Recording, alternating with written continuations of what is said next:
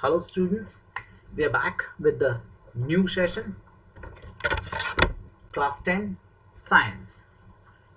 Okay, as we know, chapter number 2, NCERT textbook, very important for you guys. Now this chapter is very important for us. Why does it important for us? Let's say you have learned in the lower classes about that SOR and beta. These are the two tests of food. Okay, this SOR test is due to the acid which already we have studied, acids, and beta test is due to the bases. So that is present in them. So any food when we take it is SOR, we can consider that there is a substance which must contain acid. And when we take some food which is very bitter, we must say that there are bases present over there. Let's have one problem which we called it as an acidity. Okay, you have a very nice hot and very fried food eaten up by your dadaji, your papa, or your dadi, or your mother, or elder people around you, and they have complained about acidity. What will you do? Immediately you must have observed or heard about that. એક કામ કરને કહે છે કે શું તો કે પાપડિયો ખારો ખાઈ લે કહે છે, બરોબર? ઓકે, શું કહે છે તો કે લેમન જ્યુસ પી લે. લેમન જ્યુસથી ના પીવાય. વિનેગર પી લે. અરે વિનેગર પીવાતું હશે કોઈ દિવસ. ઠંડુ દૂધ પી લે એવું કહે છે લોકો.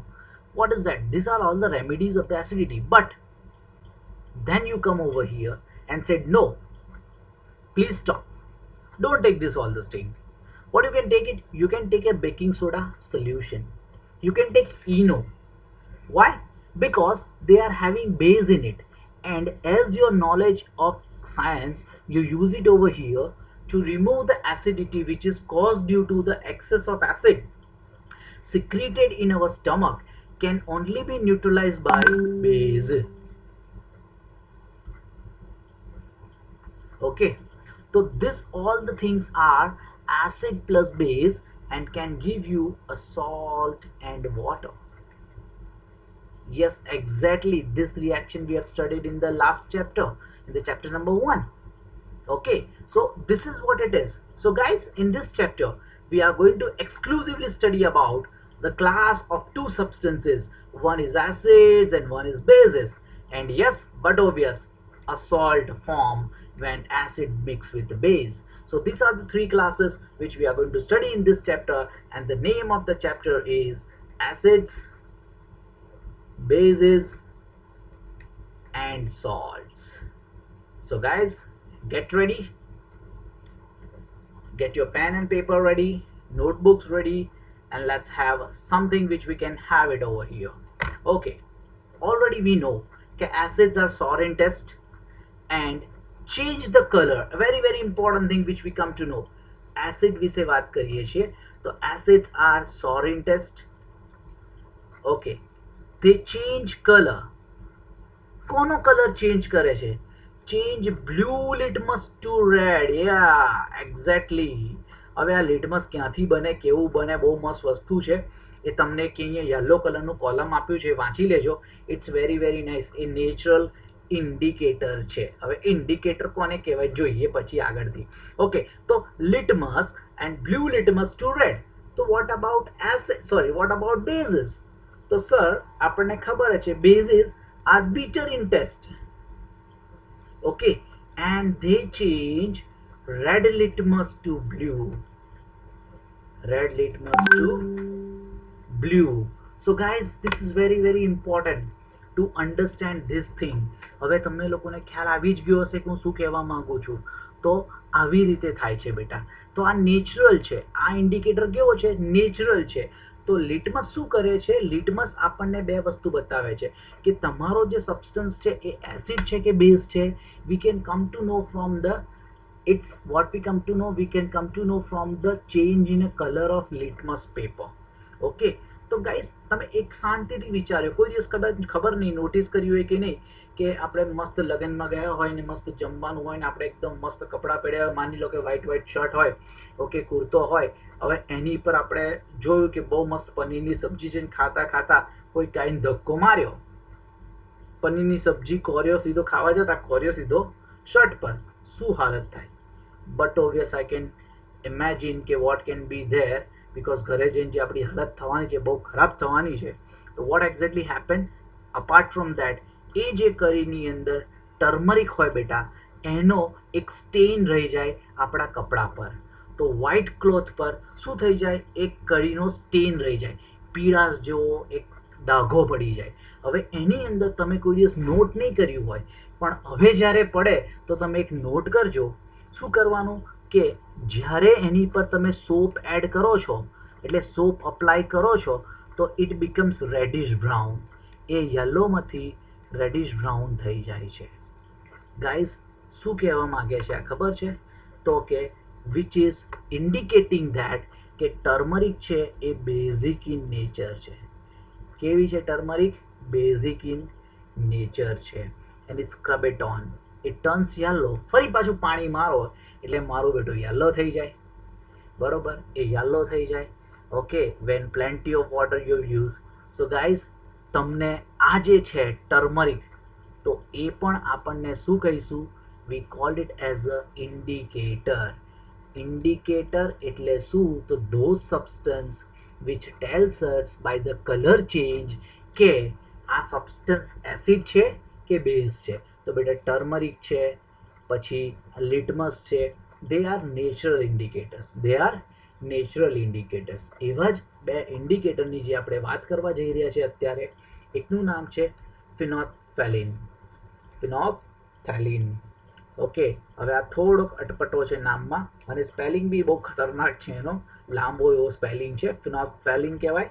અને એની સાથે સાથે એક આવે છે methyl orange. We are going to talk about methyl orange. અને એક બીજો છે કે જેને આપણે યુઝ કરીએ છીએ. આ બે સિન્થેટિક છે. સિન્થેટિકનો મતલબ કે લેબોરેટરીમાં પ્રિપેર થયેલા છે. તો ગાઈઝ, આ શું કરે છે ફિનોલ્ફથેલિન? જો એસિડની અંદર જો હું 2 ટીપા ફિનોલ્ફથેલિનના નાખું તો નો ચેન્જ, કોઈ ચેન્જ કરશે નહીં કલર. બટ જેવો મેં એને બેઝની અંદર નાખ્યો, it turns pink. Pink colour બનાવી દેશે, અથવા તો રેડિશ પિંક જેવો જોરદાર પર્પલ જેવો કલર, રેડ પર્પલ મજન્ટા જેવો ડાર્ક, શું કહેવાય કે vote ever you can say. જોશો એટલે ખબર પડશે. Sorry to say, but right now I am not able to take you to the lab as we are at home and studying from home. So guys, this is what we can do it. You have a plenty of videos on YouTube. You can see that, and you can even mesmerized by the change of a color.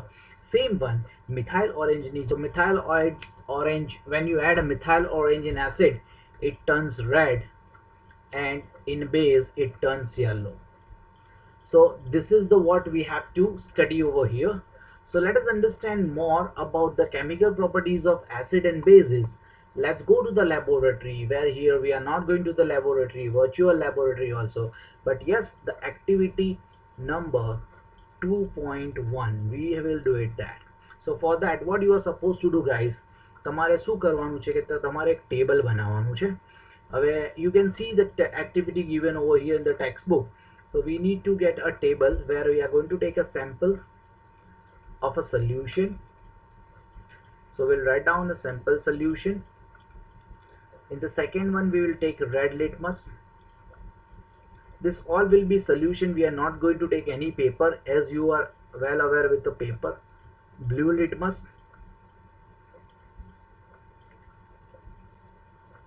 Phenolphthalein.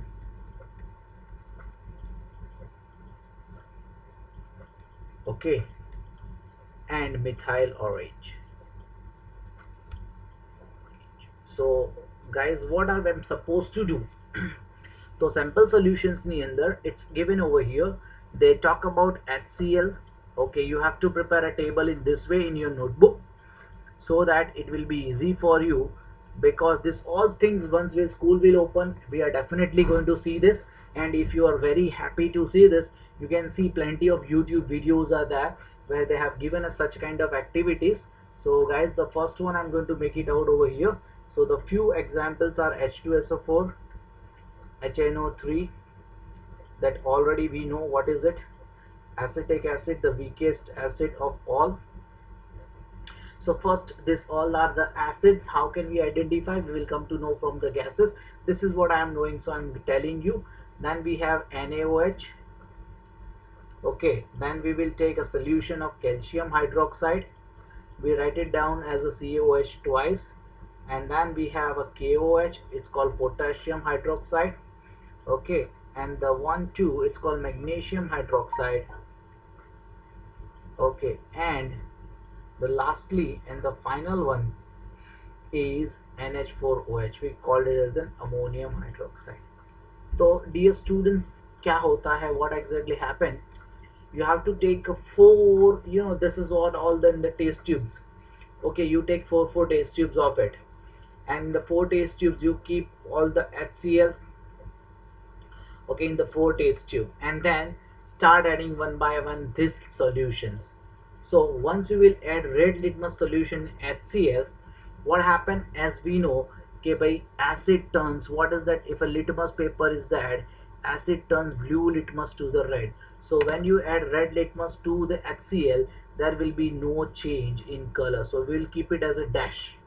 Then we can blue turns into red, phenolphthalein no change, methyl orange changes to red. This indicate that HCl is acidic in nature. Same way you can find it out for the same thing for all the acids present over here. So there will be no change. Instead of writing dash, we can write down the no change in the color. Okay, we can keep it in this way.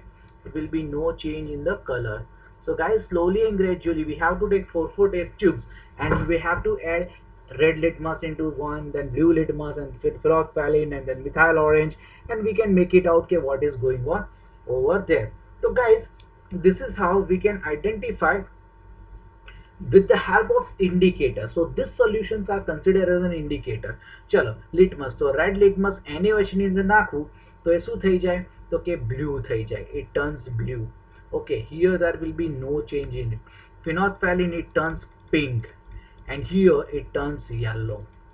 Okay, so these are the observations. So remain same for all the acids and all the bases માટે same હોય, acids માટે પણ એને જે એક એસિડમાં આવતા હોય એવી રીતે.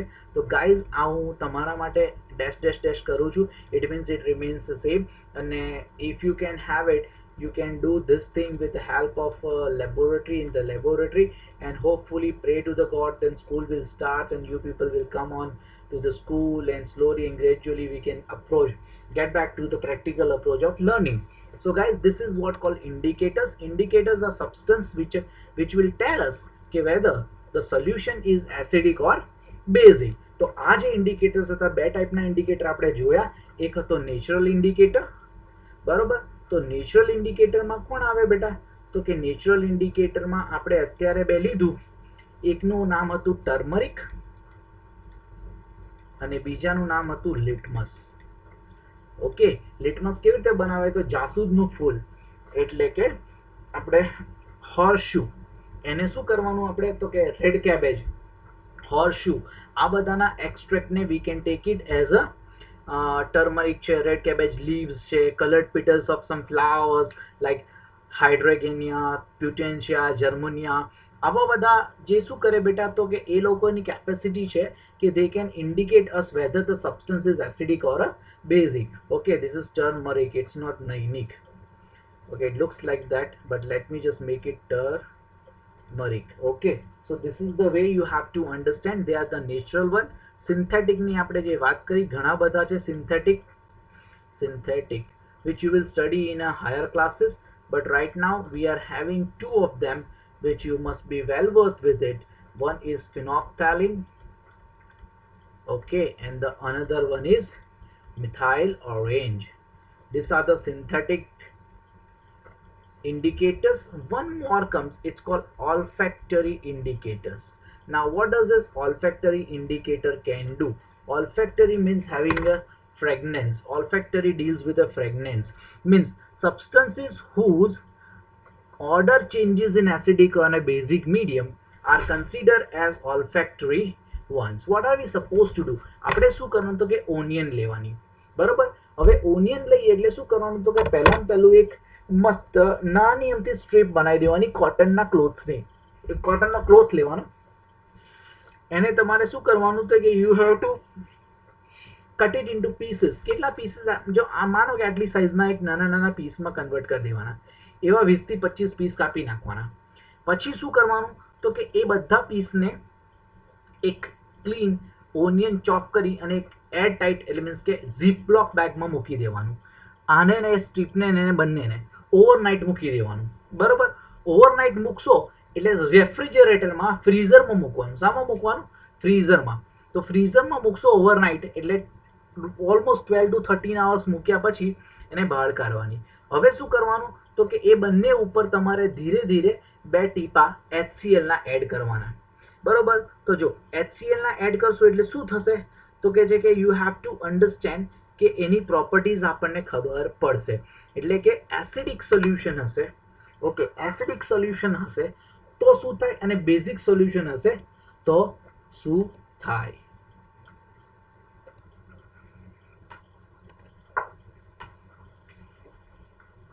So what we suppose to do, હવે જે ચોપ કરેલી ઓનિયન્સ છે એને કાઢો બહાર. હવે એ શું કે સ્ટ્રીપ્સને બહાર મૂકવાની. હવે એ સ્ટ્રીપ્સને બહાર મૂકતા તમને આવું દેખાશે. જો અમે આખું મસ્ત બનાવી દીધું છે તમારા માટે એક ટેબલ. હવે ટેબલ પરથી આપણને ખ્યાલ આવે કે એસિડિક મીડિયમ હોય તો શું અને બેઝિક મીડિયમ હોય તો શું. તો જેવું તમે એને 2 મિનિટ 2 ડ્રોપ મૂકો, આની પર 2 HClના ડ્રોપ મૂકવાના અને એકની પર 2 NaOHના ડ્રોપ મૂકવાના. પછી એ બંનેને થોડીક વાર પછી એને વોશ કરી નાખવાનું અને પછી સૂંઘવાનું. તો સૂંઘશો તો એસિડમાં જે હશે એ ઓનિયનની અહીંયા સ્મેલ આવશે, પણ બેઝિકમાં એ ઓનિયનની સ્મેલ આપશે નહીં.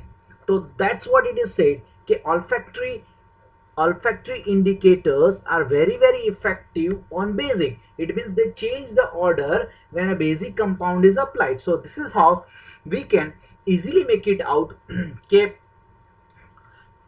ઓનિયન્સ ની જે સ્મેલ છે એટલે કે જે ઓર્ડર હતી એ ચેન્જ થઈ ગઈ બેઝિક સોલ્યુશનમાં. એવી જ રીતે વેનીલા એક્સેસ લેવાનું. વેનીલા એસેન્સમાં પણ એ જ વસ્તુ થાય છે. Order get retain in acidic solution, same to same. અહીંયા ઓનિયન્સ હતા, ઓનિયન્સ વાળી સ્ટ્રીપ હતી, અહીંયા એસેન્સ નાખવાનો જે આપણને વેનીલા એસેન્સ બજારમાં મળે આપણને. અને એ જ રીતે જો હું બેઝની અંદર યુઝ કરું છું તો કે ઓર્ડર ગેટ્સ ચેન્જ એટલે કે એની ઓર્ડર રિમૂવ થઈ જાય છે. Same with ક્લવ. ક્લવ એટલે શું તો કે આપણું લવિંગ જે કહેવાય ને એ લવિંગમાંથી નીકાળેલ તેલ, તો એની અંદર પણ આ જ વસ્તુ થાય છે. તો guys this is what it happen કે ભાઈ order changes, no order. It means કે આના પરથી ખબર પડે કે ભાઈ we can make it out કે આપણી જોડે જે કમ્પાઉન્ડ આપ્યું છે એ એસિડિક છે કે basic. So guys this are the things which we can use it. કે ઓલ્ફેક્ટરીમાં શું આવે તો કે ઓનિયન્સ લખી શકાય, વનીલાના એસેન્સ લખી શકાય, વનીલા એસેન્સ. ઓકે, હવે આ જે વેનીલા છે એ એક બીન્સમાંથી બને, આપણી જે ચોળી આવે ને એના જેવી બીન્સ હોય એમાંથી બનતા હોય, અને ક્લવ ઓઇલ. એટલે કે this are the olfactory indicators. So guys, what we have studied today in this session, that we have studied કે indicators કેવા હોય and what does it affect on acid and a base. So there are 3 types of indicators: natural, synthetic and olfactory. And what are indicators? Indicators are the substance which are going to identify and tell us whether the substance is acidic or basic in nature. Okay, so now let's go further ahead with a very interesting activity, with a very interesting point, that reaction of acids and bases with metal. હવે metal સાથે acid ને base કેવું reaction આપે છે એ જોવાનું છે. આના માટે તમારે એક બહુ સિમ્પલ એક્ટિવિટી કરવાની છે. એ સિમ્પલ એક્ટિવિટી આપણે જોઈશું લેબની અંદર. ઓકે, તો સિમ્પલ એક્ટિવિટીમાં what you suppose to do, you are suppose to do a very simple thing કે તમારે ડાયલ્યુટ HCl કે H2SO4 લેવાનું છે એક ટેસ્ટ ટ્યુબની અંદર, અને એ ટેસ્ટ ટ્યુબની અંદર H2SO4 અને એની અંદર પછી તમારે ઝિંક ગ્રેન્યુલ્સ એડ કરી દેવાના. તમે જેવા ઝિંક ગ્રેન્યુલ એડ કરશો ત્યાં બબલ્સ નીકળશે, અને આ જે બબલ્સ છે એ શાના બબલ્સ છે તો કે એ બબલ્સ હાઇડ્રોજન ગેસના છે. But how do we come to know કે this bubbles are of hydrogen gas? તો એ બબલ્સને આપણે સોપ સોલ્યુશનમાં પાસ કરવાનું.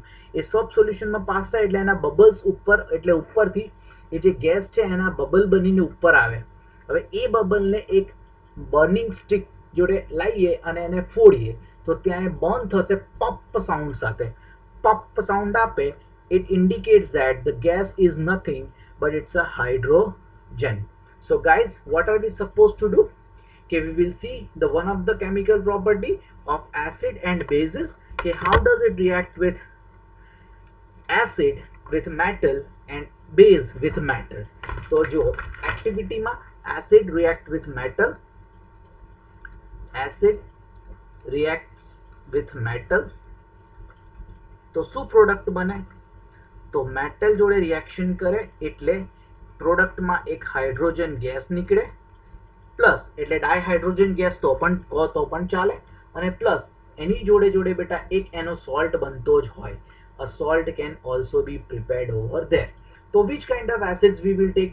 We will take dilute HCl and dilute H2SO4. We are not going to take concentrated acid or HNO3. Why? Because HNO3 is a very very strong oxidizing agent જે આ hydrogen gas છે એને hydrogen ગેસમાંથી વોટરમાં convert કરી દે. બરોબર, તો આ વાત થઈ મેટલની. બરોબર, તો મેટલ માટે શું કરીએ છીએ આપણે? તો સમજાવું તમને કે ઝિંક લઈએ છીએ, ઝિંક ગ્રેન્યુલ સોલિડમાં લખું છું, એને આપણે HCl ની જોડે રિએક્શન કરાવીએ છીએ. એક્વિયસ સોલ્યુશન ઓફ HCl છે, તો મને શું મળે છે અહીંયા? તો કે ઝિંક ક્લોરાઇડ મળે છે અને H2 ગેસ મળે છે.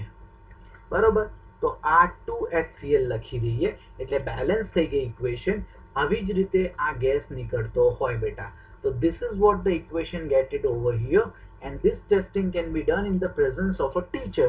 બરોબર, તો આ જ વસ્તુ આપણે ઘણા બધા એક્સરસાઇઝમાં ઘણા બધા શું કહેવાય કે એસિડ સાથે કરી શકીએ, but most of the acids does not give this hydrogen gas. કેમ? તો HCl ને H2SO4 જ આપે છે, where acetic acid will not give you, because acetic acid is very very weak acid અને HNO3 is a strong acid. Strong acid શું કરે? HNO3 convert H2 એને ઓક્સિડાઇઝ કરે H2O માં, એટલે વોટરમાં કન્વર્ટ કરી દે. Instead of getting in the hydrogen gas એ આપણને વોટરમાં કન્વર્ટ કરી દે છે. એટલા માટે આપણે એને વાપરતા નથી. તો જનરલ ફોર્મમાં જ્યારે હું લખવું હોય તો હું આવી રીતે લખું, મેટલ પ્લસ એસિડ. તમારે આ રિએક્શન તમારી બુકમાં લખવાની છે. Reaction acid reacts with metal to give hydrogen and salt, hydrogen gas and a salt. Which acids? So dilute HCl and dilute H2SO4. Acetic acid and HNO3 cannot give hydrogen gas. HNO3 ખાસ કરીને કેમ નથી આપતો? It acts as a strong oxidizing agent and which will convert H2 into H2O એટલે gas. તો આને લખે અહીંયા એક સોલ્ટ બન્યો અને આપણને અહીંયા એક હાઇડ્રોજન ગેસ આપે છે. So we write down this way. બરોબર બેટા, તો આવી જ રીતે મેટલ જોડે રિએક્શન થતું હોય છે, અને જો નોન મેટલ જોડે રિએક્શન થાય, મેટલ એસિડની જગ્યા પર આપણે બેઝ લઈએ, તો base also reacts, some of the base reacts with metal. Okay, હવે some of the metal reacts with the base, some of the metal reacts with the base. હવે એ મેટલની અંદર આપણે ઝિંક લઈએ છીએ, બરોબર છે, બીજો એક એલ્યુમિનિયમ લઈએ છીએ. આ બે જ એવા મેટલ છે કે જે તમારા ઝિંક અને aluminium both of them can react with NaOH અથવા બેઝ ટુ ગીવ હાઇડ્રોજન. શું આપે? હાઇડ્રોજન ગેસ આપે બેટા. એટલે કે આવી રીતે લખીએ છીએ, NaOH plus zinc gives sodium zincate Na2ZnO2 આવો એક કમ્પાઉન્ડ બનાવે અને હાઇડ્રોજન ગેસ આપે. And that's the reason why the oxides zinc અને એલ્યુમિનિયમને એમ્ફોટેરિક ઇન નેચર કહેવાય છે બેટા. એમ્ફોટેરિક ઇન નેચર એટલા માટે કહે છે કે ગાઈઝ એ લોકો એસિડ અને બેઝ બંને સાથે રિએક્શન આપે છે. જો હું Fe લઉં તો આ રિએક્શન નહીં થાય, જો હું Ag લઉં તો આ રિએક્શન નહીં થાય, એની જગ્યા પર ઓક્સાઇડ બની જશે પણ ગેસ નીકળશે નહીં. So guys, this is very very important point which we need to take care of that. Now let's go to the metal carbonates and metal hydrogen carbonates. How does it react with acid? So the third point which we can consider over here, આનો ત્રીજો point છે chemical પ્રોપર્ટીઝનો. તમારે કશું જ કરવાનું નહીં. શું કરવાનું? તો કે તમારે લેવાનો સોડિયમ કાર્બોનેટ એટલે કે Na2CO3, આની અંદર એડ કરવાનો ડાયલ્યુટ HCl, અને તમે મિરેકલ જોશો. શું જોશો મિરેકલમાં? તો કે તમને ટેસ્ટ ટ્યુબ્સની અંદર બબલ્સ નીકળતા જોવા મળશે, અને એ બબલ્સ કોઈના નથી પણ એ છે કાર્બન ડાયોક્સાઇડના. બરોબર છે? આ બબલ્સ કોના છે? તો કે કાર્બન ડાયોક્સાઇડના. એટલે Na2CO3 રિએક્ટ્સ વિથ CO2, ઓકે, તો ગીવ મી HCl જો રિએક્શન કરી અને આપણને સોલ્ટ આપશે, કાર્બન ડાયોક્સાઇડ ગેસ આપશે અને વોટર વેપર આપશે. બરોબર? વોટર આપશે, આ લિક્વિડ ફોર્મમાં હશે, આ ગેસિયસ ફોર્મમાં હશે, આ એક્વિયસ ફોર્મમાં હશે. અહીંયા 2 મૂકી દેવાનો. આ ડાયલ્યુટ કાઢી નાખું છું તો અહીંયાથી. બરોબર? અને અહીંયા 2 મૂકી દઉં છું. આ સોલિડ હોય, okay, you can take liquid also. Let's સે 0.5 ગ્રામ આપ્યું છે તો સોલિડ રાખીએ, અને HCl એક્વિયસ સોલ્યુશન છે ગાઈઝ. તો દીકરા, આવી રીતે સોડિયમ કાર્બોનેટ છે, આ છે કાર્બોનેટ્સ. બરોબર? આની જગ્યા પર આપણે બાયકાર્બોનેટ્સ પર લઈ શકીએ. We can take a bicarbonates which reacts with HCl to give you again NaCl, બરોબર, કાર્બન ડાયોક્સાઇડ ગેસ અને H2O. ઓકે, ક્વેશ્ચન થાય કે સર આ કાર્બન ડાયોક્સાઇડ છે, ખબર કેમ નહીં પડે? તો બેટા, આ કાર્બન ડાયોક્સાઇડ ગેસને આપણે ચૂનાના નીતરેલા પાણી, જેને કહેવાય લાઇમ વોટર કે CaOH ટ્વાઇસમાંથી પાસ કરીએ. જો તમે આને CaOH ટ્વાઇસમાંથી પાસ કરો એટલે શું થાય? કાર્બન ડાયોક્સાઇડને જો CaOH ટ્વાઇસ લાઇમ વોટરમાંથી પાસ કરું એટલે એ ટર્ન્સ મિલ્કી, કમ્પ્લીટલી મિલ્કી જેવું થઈ જાય. એટલે કે કેમ મિલ્કી થાય? તો કે આની અંદર આવા પ્રેસિપિટેટ મળે. સોલ્યુબલ ના હોય એટલે એક્વિયસ નહીં લખીએ, આ ઇનસોલ્યુબલ હશે એટલે કેલ્શિયમ કાર્બોનેટ મળે, જે વ્હાઇટ પ્રેસિપિટેટ આપે, વ્હાઇટ PPT હોય બેટા. અને આ ઇન્ડિકેટ કરે છે કે તમારો જે ગેસ નીકળ્યો છે એ ગેસ કાર્બન ડાયોક્સાઇડ છે. સેમ થિંગ હેપન્સ વેન, હવે આ જો કાર્બન ડાયોક્સાઇડ એક્સેસ હોય તો ફરી પાછું આ કલરલેસ થઈ જાય. શું થઈ જાય? કલરલેસ. કેમ? તો કે કેલ્શિયમ કાર્બોનેટ્સ આર વોટર ઇનસોલ્યુબલ, વેરેઝ હવે જો હું CO2 હું અહીં લખું છું એક્સેસ. ખાસ યાદ રાખજો, કેમ 2 માર્ક્સના ક્વેશ્ચન્સમાં, એપ્લિકેશનવાળા ક્વેશ્ચન્સમાં પૂછાય છે દીકરા. તો શું યાદ રાખવાનું? કે whenever any metal carbonates or metal hydrogen carbonates, આને બાયકાર્બોનેટ્સ કહીએ અથવા તો હાઇડ્રોજન કાર્બોનેટ્સ કહીએ. Okay, we called it as an hydrogen carbonates. આ જેટલી પણ રિએક્શન લખું છું તમારે તમારી નોટબુકમાં લખવાની છે. When you pass access of OH from this CaCO3 and H2O solution, આની અંદરથી હું એક્સેસ પાસ કરું તો મને એક નવો કમ્પાઉન્ડ આપે જેનું નામ છે HCO3, કેલ્શિયમ HCO3. આ એક્વિયસ છે, આ સોલ્યુબલ ઇન વોટર હોય એટલે ફરી પાછો એ શું થઈ જાય? તો કે સોલ્યુશન ક્લિયર થઈ જાય. તો guys, this is the thing which you have to take care of it. આટલે સુધી આજે આપણે રાખીએ છીએ. The next session we will see the another properties of acid and base. Thank you.